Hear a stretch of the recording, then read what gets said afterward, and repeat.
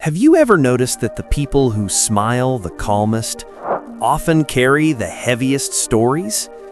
Maybe that's you. You're the one who doesn't panic when things fall apart, the one friends call during a breakup, the one who can sit in chaos and somehow stay steady. But what most people don't see is that your calm didn't come from a peaceful life. It came from surviving too much. You've been the strong one for so long that no one even asks if you're tired anymore. You learned how to read a room before you could relax in it. You learned how to sense tension before anyone spoke. You learned how to swallow your emotions because expressing them didn't always feel safe. And here's the strange part.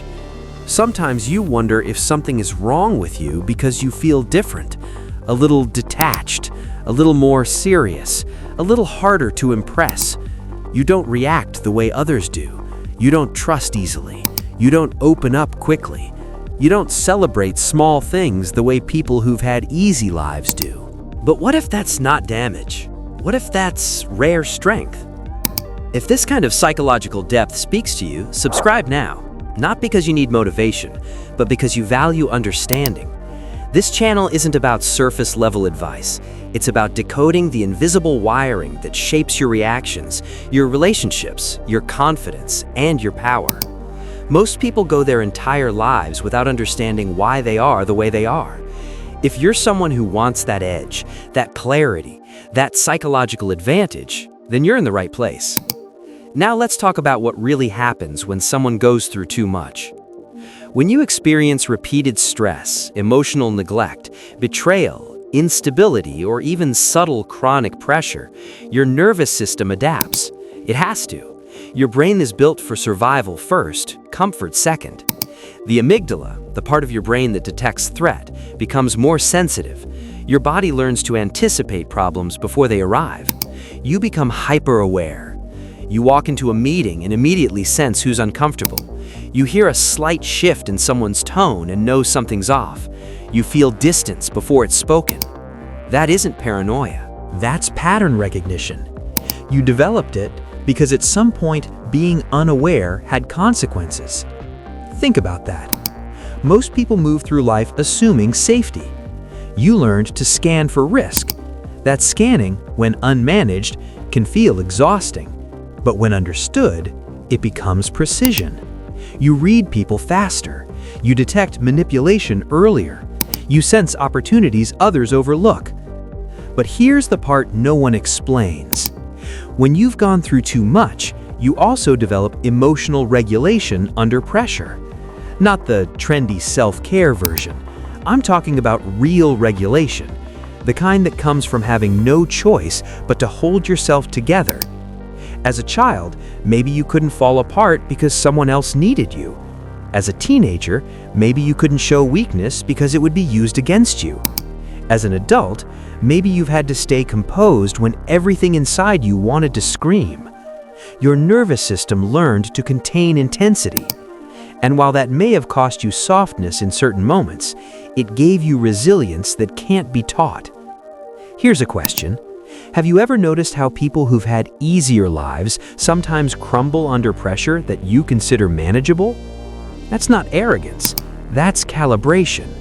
Your stress threshold is different.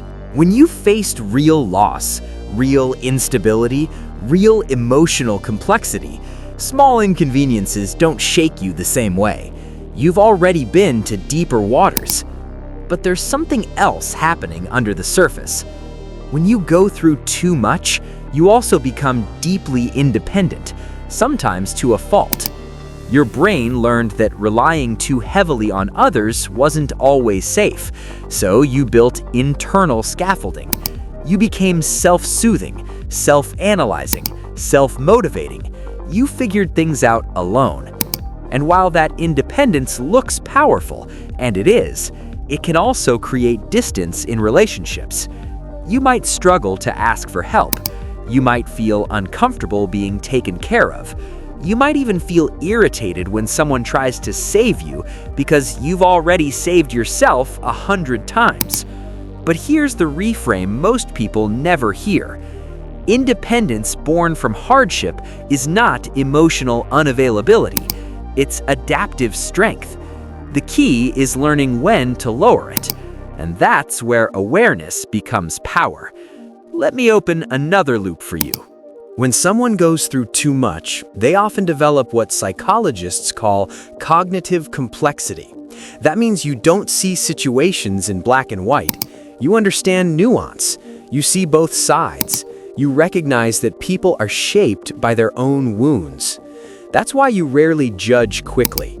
You've seen how messy life can be. You understand that behavior has history behind it.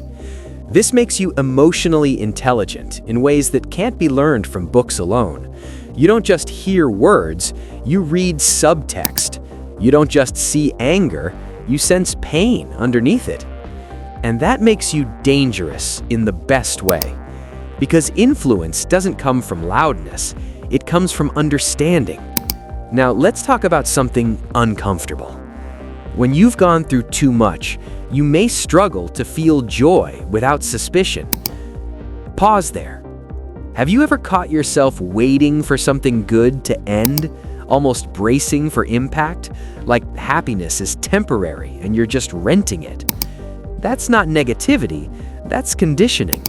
Your nervous system learned that stability can shift without warning, so even in calm moments, part of you stays alert. That alertness protected you once, but now, if you're not careful, it can prevent you from fully receiving good things. And here's the shift. Strength is not just surviving chaos, it's allowing peace. That's the evolution. Now, around this point, you might be realizing something. Understanding this psychology gives you leverage. In relationships, you stop over-personalizing other people's behavior. In your career, you stop doubting your resilience. In social settings, you realize your depth is an asset, not a flaw. Most people operate unconsciously. You don't have that luxury anymore. You're aware. And awareness is power. Let's go deeper.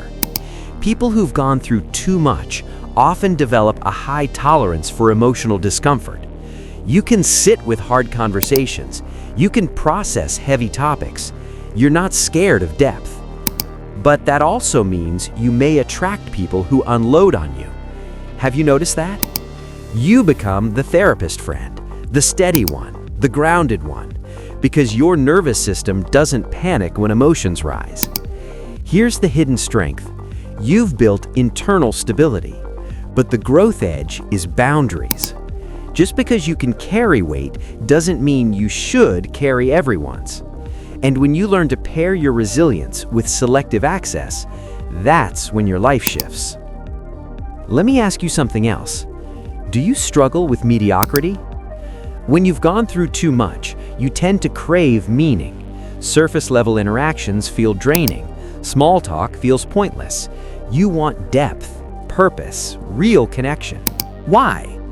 Because when you've faced fragility, you understand time differently.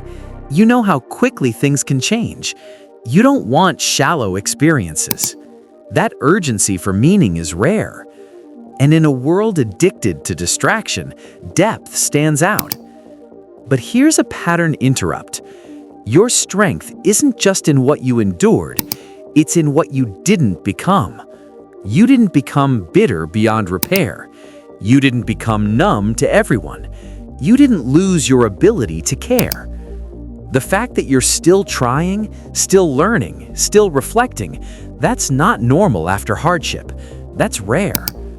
Now let's talk about identity. When you go through too much, you often develop a quiet confidence. Not loud, not performative, just steady. You don't need constant validation because you've already survived without applause. Social media praise doesn't impress you much. You know the difference between image and reality. You've lived behind the curtain. That clarity gives you psychological advantage. You're less easily manipulated by trends, groupthink, or shallow status games. You see through things. But sometimes that awareness makes you feel isolated. Here's the truth. Isolation isn't always a sign you don't belong. Sometimes it's a sign you've outgrown certain frequencies, and that can be lonely before it becomes empowering. There's one more layer most people miss. When you've gone through too much, you develop internal dialogue strength. You've had long conversations with yourself. You've processed pain alone. You've rebuilt your own mindset from scratch. That means you're capable of self-reinvention. Not everyone can do that. Some people collapse without external structure. You learned to create structure internally. And that's leadership energy, even if you don't see yourself as a leader. Now I want you to think about something very specific. Think about a moment when everything felt like it was falling apart and you made it through anyway. No one clapped, no one posted about it, no one even knew how hard it was, but you got through it. That quiet survival rewired you. It proved something to your subconscious. I can handle more than I think. And once your brain encodes that belief through experience, not affirmation, not quotes, but lived reality, it becomes unshakable. That's why people who've gone through too much often move differently. Slower to trust, slower to commit, slower to react, but stronger once they do. You don't attach lightly. You don't invest blindly. And when you love, it's intentional. That's rare. Now here's the final shift. Your past built your strength, but it doesn't have to define your ceiling. You don't have to stay in survival mode to honor what you survived. You don't have to keep bracing for impact to prove you're strong. Real power is choosing when to activate that resilience and when to rest. You're not strong because you suffered. You're strong because you adapted, because you learned, because you integrated, because you didn't let pain decide your character. And the next evolution of your strength isn't about enduring more. It's about building better, healthier boundaries, safer relationships, opportunities aligned with your depth, peace that doesn't feel foreign. You possess rare strength not because life was easy, but because it wasn't. And you're still here, still thinking, still reflecting, still growing. That's not common, that's earned. So the next time you feel different, a little heavier, a little deeper, a little more aware than the room around you, don't interpret that as damage, interpret it as calibration. You've been to places emotionally that others haven't. You've seen things internally that reshaped you. And now you move with quiet gravity, not loud, not flashy, just steady. And steady is powerful. If no one has told you this before, let me be clear. Going through too much did not break you, it refined you. And the rarest strength of all? You can survive storms and still choose softness. Hold on to that, because that's the kind of power that changes everything.